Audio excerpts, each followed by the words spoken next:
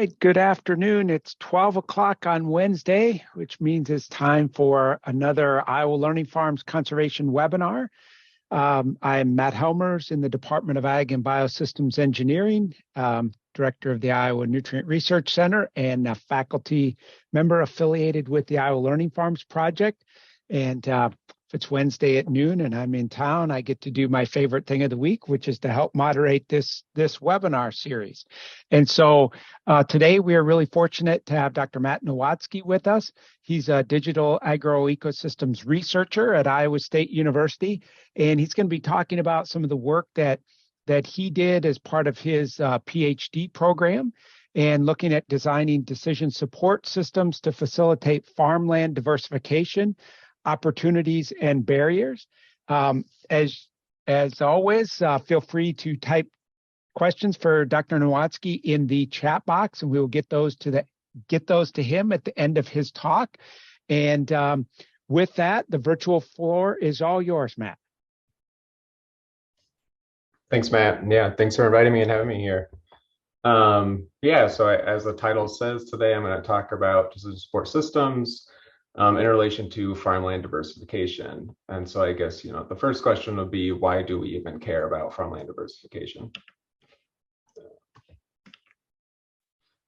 So many of you are probably familiar with what this picture is. So this is from the cropland data layer. Here we're looking at Iowa.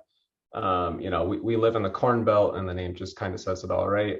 So in this photo, each green pixel is soybeans, and each yellow pixel is corn. And you can see there's a lot of corn and soybeans in Iowa, and there's a lot less of other things.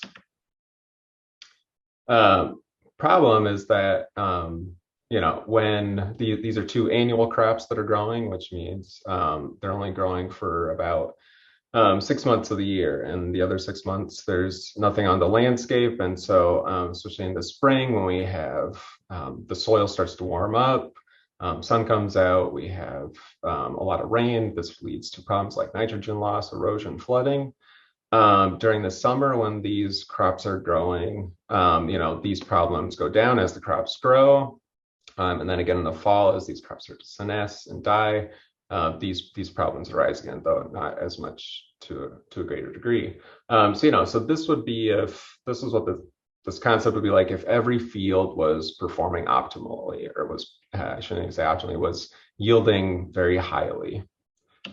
But not all fields are yielding highly. So a study in 2019 by researcher Bruno Basso looked at 7 years of satellite imagery across the Midwest. For Iowa, they found 51% of fields had a stable high yield. So that means, each year it's performing well, has high yields every year. 31% unstable yields. So it means they could be high one year and low the next. And 19% had a stable low yield. For our own research, I've looked at the subfield level. So in this study, we took satellite imagery and yield monitor data to estimate what yield would be for a field. And then we used an agroecosystem model called APSIM to simulate what nitrogen loss would be based on yield. So we found that so this field here, you can see those bright yellow areas, and the top right figure there, those are the lowest yielding areas, and the blue areas are the high. So we have some really low yielding areas, and we would see these year after year. And so when simulating for these areas, the high yielding areas leach 16% of total nitrogen, and the lowest yielding areas leached 42% of that total nitrogen. So we have these areas that are also not producing well, and they're having a disproportionate effect on the environment on top of it. So getting additional plants on the landscape, whether that be at a whole field or partial field level, would be valuable, both for environmental resiliency as well as market resiliency for farmers. When commodity prices go down, they don't do well, and they go up, they do. But having additional crops just provides more resiliency overall. But of course, it takes people to implement these changes, right? They're not going to happen on their own. So very briefly about me, my PhD is in agronomy and environmental science, but I also have a master's degree in human-computer interaction. So that means my research really looks at, how can we produce food while protecting the environment, but then also how can we create tools for people to support these tasks.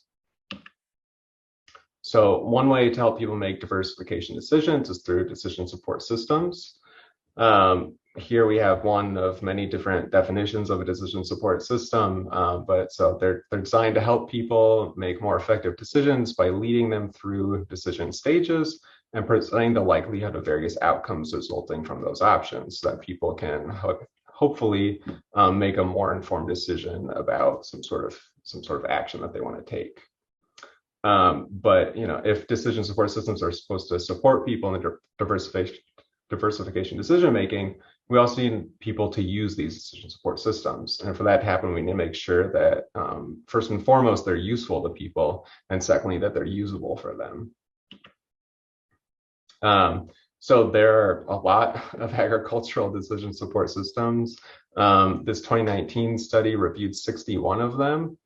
And they found that only 11 of the studies incorporated any sort of user observation, whether that be before, during, or after the development of these tools. And only one study conducted a formal assessment of the qualitative data that they collected.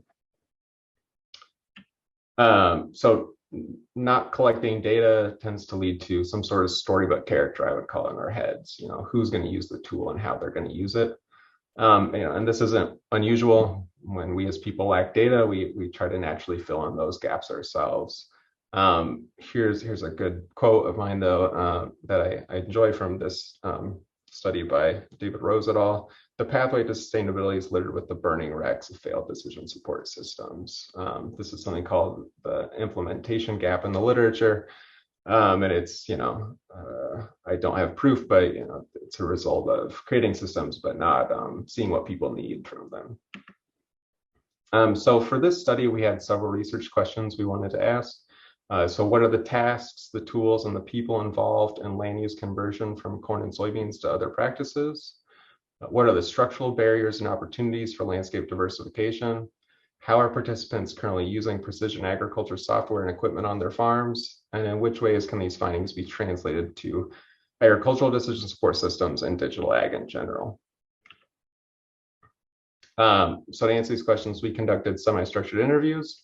Semi-structured means we had a protocol in place for each interview, but questions could vary and conversations could stray. So we interviewed farmers, farm managers, and conservation professionals. Today, I'm just going to talk about the farmers, though, who had implemented land use diversification from corn and soybeans in the past 40 years. So practices that we looked at were Conservation Reserve Program, or CRP, prairie pasture, perennial crops, wetlands, small grains, and cover crops.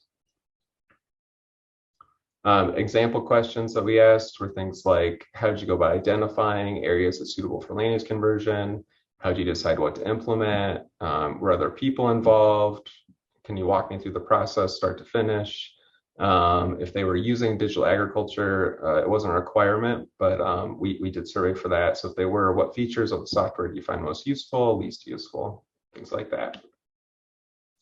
Demographics of participants. So we interviewed 11 participants from 10 total operations. Mean acreage farmed was 824.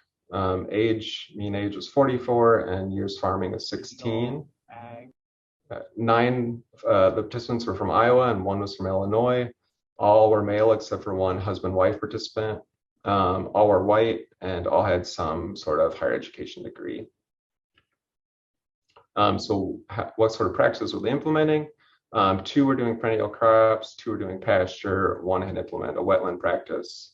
So initially we didn't include cover crops in our recruitment, but all of the participants were using cover crops to some capacity at least. So naturally our conversations included them. 7 were implementing small grain, 5 prairie, and 8 CRP. So to analyze the data, we use something called an affinity diagram. Some of you may know this as the KJ method as well.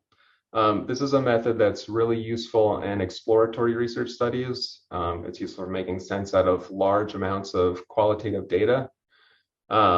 It's used in many sorts of disciplines, anywhere from business and medicine to HCI as well. And unlike some other qualitative analyses, it's a group activity. You get multiple perspectives in the process when you are analyzing the data. And so in the picture there is me with one of my colleagues, and that was on the board behind us is quotes of observations that we found in our interviews. Okay, so how the study went overall, as far as methods wise. So first we created and refined our interview protocols, conducted test interview. Then we recruited and screened the participants. Next, we conducted the semi-structured interviews. We recorded those interviews and transcribed the audio. Then I went through all of the transcripts and identified what I found were relevant quotes. So in total, we had 469 quotes from our farmers in the transcripts. I then took those quotes and distilled them to be more concise. Some were very, very long and would not fit on the next piece, a sticky note. So I transferred all of those distilled quotes to sticky notes. And then we as a group did this affinity diagram session. So there are my colleagues who I did this with. So yeah, behind us there's the 469 sticky notes with these quotes. And so how this method works is as a group, you start with all of those sticky notes together on the board, and then you silently for hours start to take them off and sort them into different groups. So without talking until all of the labels are sorted into different groups, until all the quotes are sorted in different groups. And then when that's done, you come back as a group and together assign labels to those different groupings. And people can, while this is happening, people can come and move labels, it's a very, it's an iterative process as well, I should say. So from the affinity diagram session, we ended up with 44 groupings. We then did a second grouping of those groupings, so groups of groups. And then we, as a group, assigned labels to those groups of groups as well for a final 12 themes overall. So those themes, we had placement, which is where people were putting practices. Indirect benefits, so from diversifying, what sort of benefits are they seeing that weren't directly monetary, but you could argue had some monetary benefits to them, but they didn't necessarily need to be. Adoption strategies and tactics, so how do people go about adopting these things and implementing them? Internal individual reasons not to adopt, so why internally, why do people choose not to diversify? External systemic reasons they chose not to diversify. Social influences, both positive and negative on diversifying. Interactions with government entities, both positive and negatives. This would be like with FSA or NRCS. Conservation, information, access, and quality, again, positive and negative. Data-driven decision-making, so how are people implementing data into choosing to diversify and how to diversify. Reasons to use digital agriculture tools, issues with these tools, and then also data management and sharing of precision data. So I'm not gonna talk about all of them in depth. I'm just gonna give you some quotes from some of these. So placement, so again, where people are deciding to place diversifying practices. So here we have a person, they said, those are the three things I look at when choosing to diversify: soil conserving, access, and a lower yielding area in the crops that I raise. So access was a big one, being able to get into places and manage them, such as like mowing a CRP, pollinator during the establishment year. Again, vulnerable areas that we are either had a lower yield or lower organic matter or highly erodible, for example.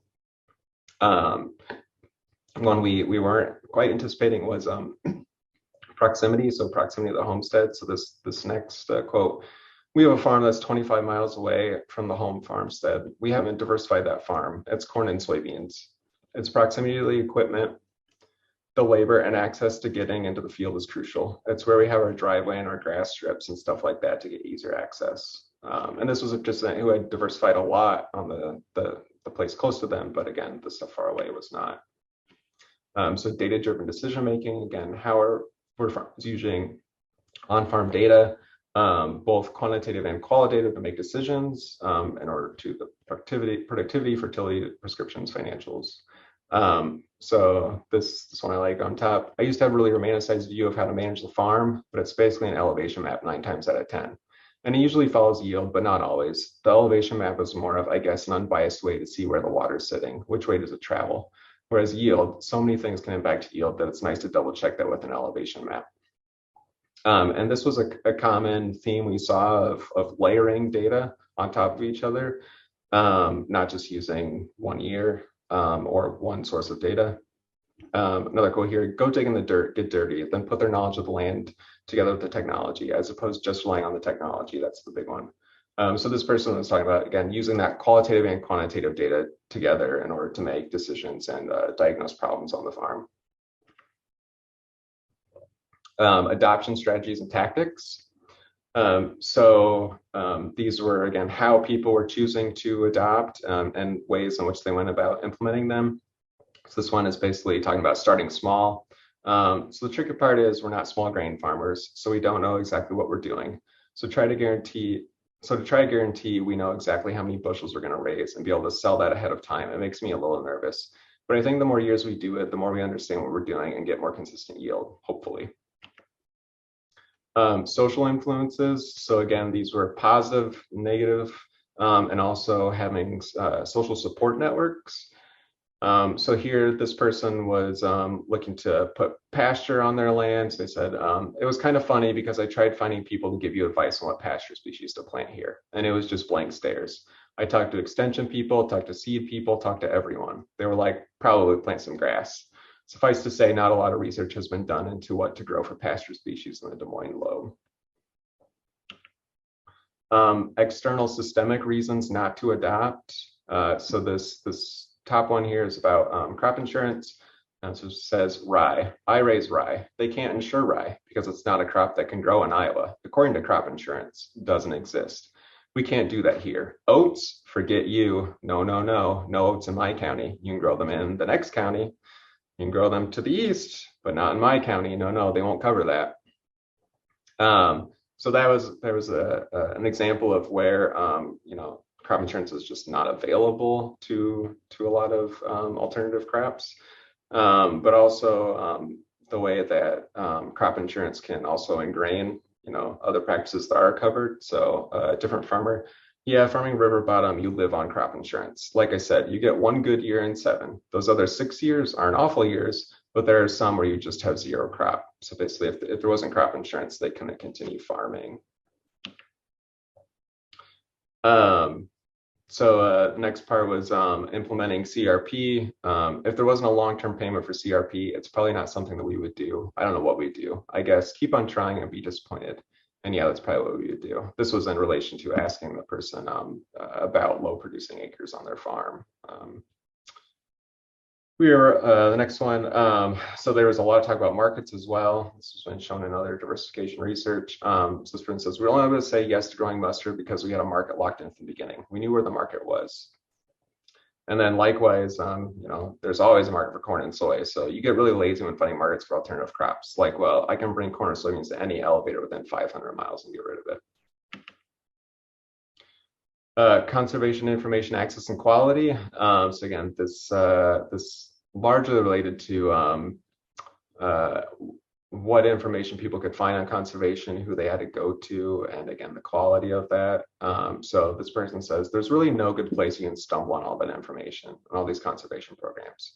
You have to seek it out. And if you don't know it exists, then you're clearly not going to seek it out. It needs to be a lot easier to find those programs. It needs to be a lot easier to get information, ideally from multiple sources, not just from the FSA office. And this was something, ironically, that came up when talking to both farmers and conservation professionals in our interviews.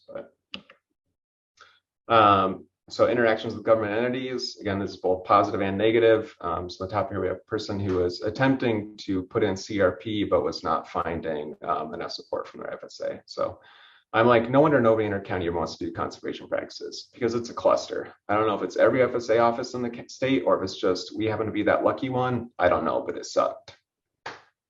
And on the flip side, we have a person who's had really great relationships with their NRCS and FSA office. So, when asked with what advice they would give other farmers when to implement, they said working really closely with their NRCS and FSA office. I think that's critical, because if you can build that relationship and work back and forth, that's going to help along the whole process. It's going to make things go a lot more smoothly.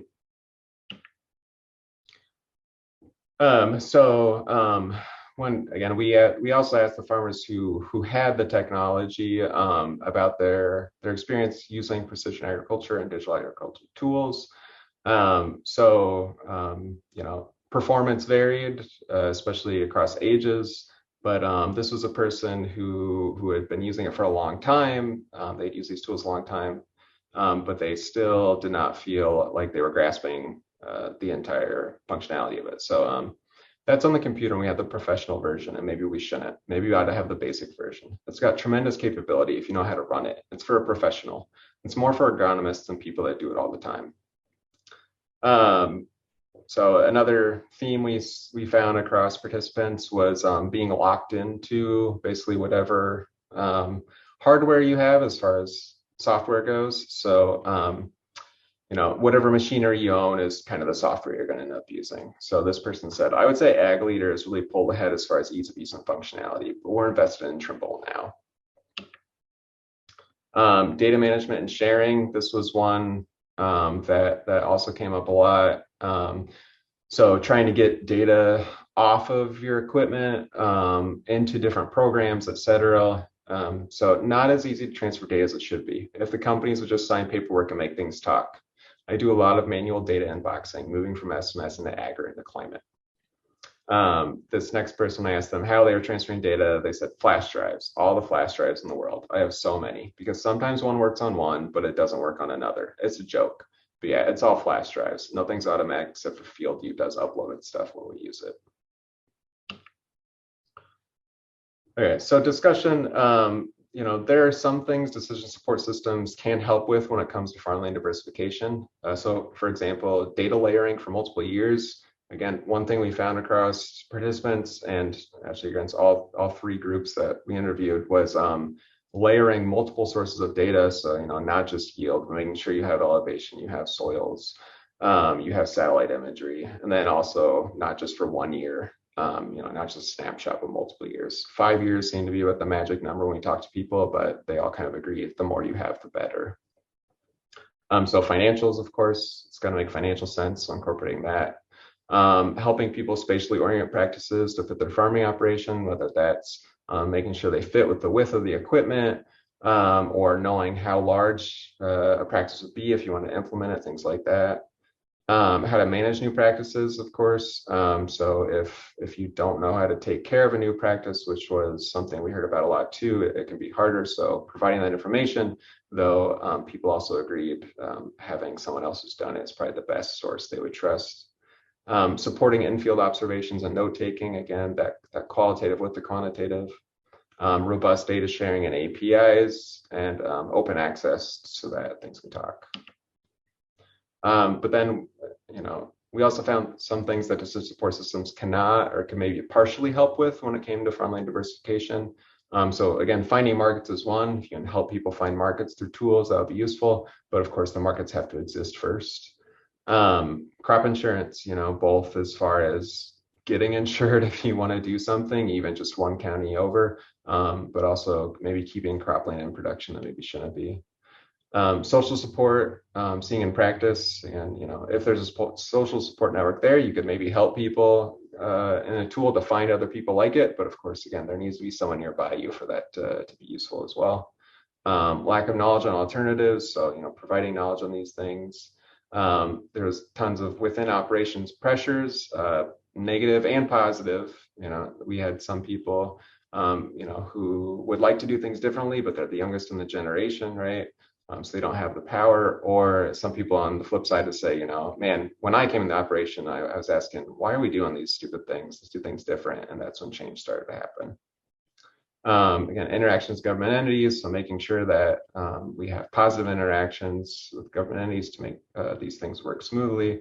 And then people are just currently locked in machinery and platforms as far as digital ag goes. So there's not much you can do if you wanted to say take data off of some of these things and bring it into your decision support system. So acknowledgements, I'd like to acknowledge the Iowa Nutrient Research Center for funding this project, the Sea Change Project for funding me, all the participants who are kind enough to participate in the study, and my collaborators on the project, Lee Jinkow, Michael Dornick, Emily Heen, and Andy Van Lukey. This slide for certified crop advisors. If you need credit for today's webinar. I can jump in here, Matt. Okay. For this, if you are on here for CCA CEU, please get that to Elena Whitaker, ALENAW at iastate.edu by today at 5 o'clock. Include your name, the name you entered to watch the webinar, and then your CCA number. And then if you can go to the next slide, that will be for to highlight the webinar for next week. We have Claire Ruby and Jason Palmer talking about moving towards a better understanding of bacterial impairment at public beaches in Iowa. So please tune in next Wednesday, same time, same place. I think it'll be great. I've heard a snapshot of this and really important information for Iowa beaches. Maybe we can go back to that previous slide there. So a few questions have come in, but I'm going to take the first one here.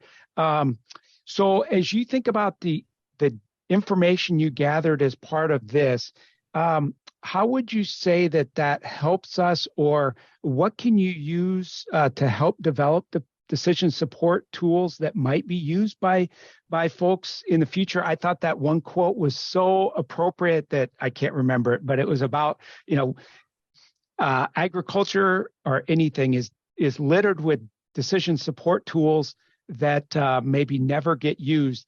What are some of maybe the most important points you think if I guess how this input can help us or help people that might be developing decision support tools, or maybe how did it? Because I think with Foresight is something you worked on, and a bit of a decision support tool. And how did this information influence that? So develop something that hopefully is used in the future. Yeah, good questions. So to go back to basic, even again, beyond this study, is just making sure you are interacting with people. I would argue before you make something, to see, because again, the person you have in your mind might not be the person who would use your tool, and they might have aha insight moments, or you realize that maybe you shouldn't be spending time on one thing, but should be spending time on another thing when you're creating these tools. So making sure you are talking to those people and understanding how they're doing their jobs, and how you can help them make decisions if appropriate. For this especially, there are some things we found. It was nice for my own research to confirm some of the things we are already doing, but also making sure, again, that you're layering data sources for people. I mean, again, one of the biggest things is, as far as farmers goes, was like, you're not going to make a decision in 1 year. Just like seeing nitrogen benefits, it's going to take multiple years for you to see any sort of trend. And so making sure you are layering data if you want to make some sort of tool, not just weather for this year, not just yield for this year, but over time and with multiple sources. Those are some of the big ones. And then again, depending on what type of tool you make, there are other opportunities to help people, such as finding markets. But then, of course, a decision support system, I guess, in the end, might not always be the answer, though, either, right? And I guess that's kind of my point too, is that there might be other barriers that make it moot. the 80-year-old woman who owns land, maybe a decision support system isn't the thing that she needs. Maybe she needs a mediator between her and her nephew landowner or something, right? So again, that's getting back to those talking to the people that you want to know about. Okay, again, I'm going to take so you developed, if I'm not mistaken, Foresight. Can you just give us a thumbnail of what Foresight does and kind of how it's used? Again, Yeah, I mean, yeah. so that other study I talked about, I mean, I still would not say that we are at decision support system necessarily yet. It's not, it doesn't have an outward facing public interface yet.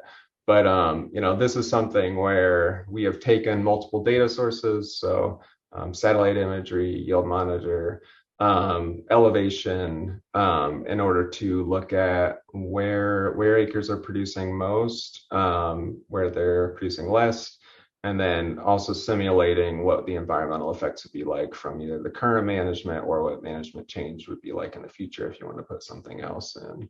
But one problem I ran into myself, and which was very validating to hear that I'm not the only one, was getting yield monitor data is such a pain, or trying to everything's in a different format. A lot of it's locked behind, so even just obtaining the data is really hard, which is why people use things like just Nass County averages when they're doing studies like this too. So that was my question, because that certainly was brought up in a number of the responses about the differences, say, between an ag leader and a Trimble. Were you able to figure out a way to pull in that yield data from the different systems that are out there?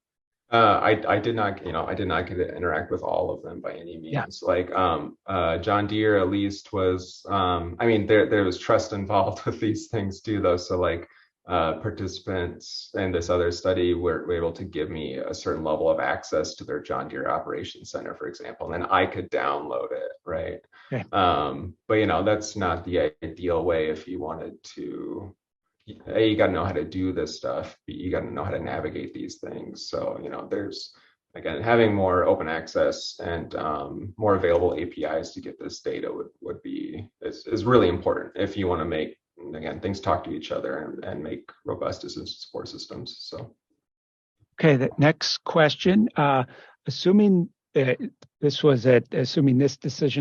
assuming that the decision support system in this context are farm scale and maybe single producer focused, are there examples of multi-stakeholder region/watershed scale decision support approaches that you've explored?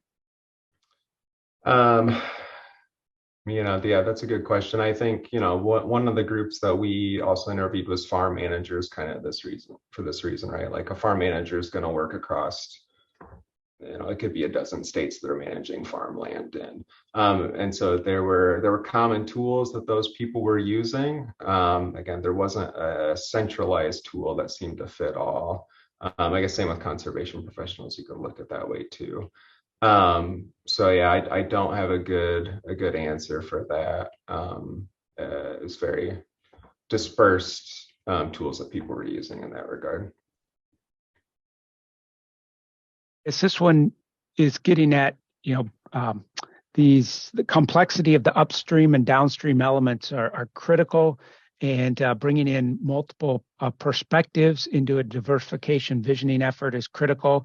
And I guess, how could decision support like tools that use human-computer interaction maybe help facilitate this? Yeah, I mean, you're gonna find that there, again, so we conduct these interviews in total with 3 different user groups, and we found that there were commonalities between the 3 of them, again, such as like the data layering or information access and quality at times. So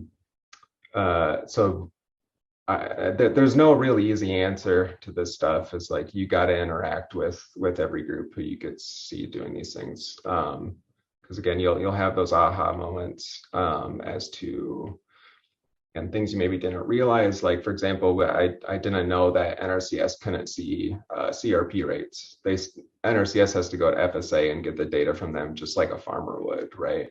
So there's like an opportunity across two user groups to where, hey, if we could just get CRP rates in a centralized public location for everyone to look at, that would have beneficial for multiple user groups, right? But then on the flip side, the needs of a farm manager, for example, and diversification decision making might be a lot different than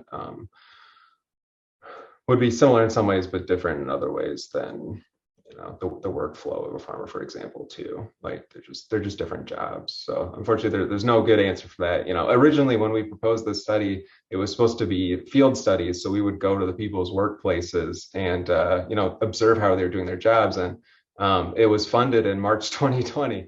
So it was perfect timing to scramble and go to interviews instead. But yeah. Is this so? This one. This one right here, is this published now? Yeah, this study is published now in Environmental Research Letters. Okay, so. The foresight, the looking at the modeling. Okay. Yep. Yeah. All right. I think, okay, you said you asked about their barriers. Did you ask them what helped or influenced them most in their decision making? So we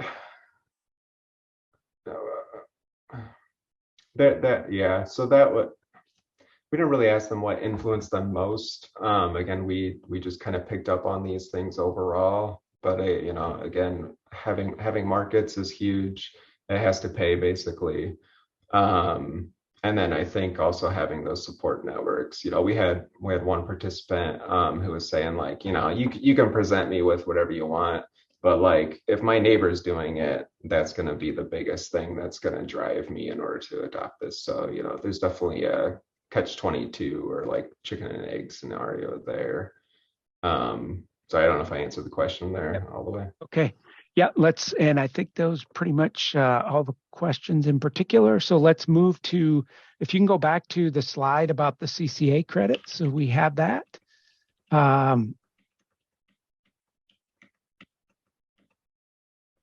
Make sure if you need a CCA credit, you send your name, the name you entered to watch the webinar, to Elena Whitaker, ALENAW at iastate.edu by 5 o'clock today.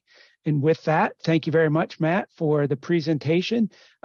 Please tune in next week to hear from Jason Palmer and Claire Ruby with the Iowa DNR talking about some of the beach monitoring. And so with that, I hope everybody has a great rest of their day and great rest of their week.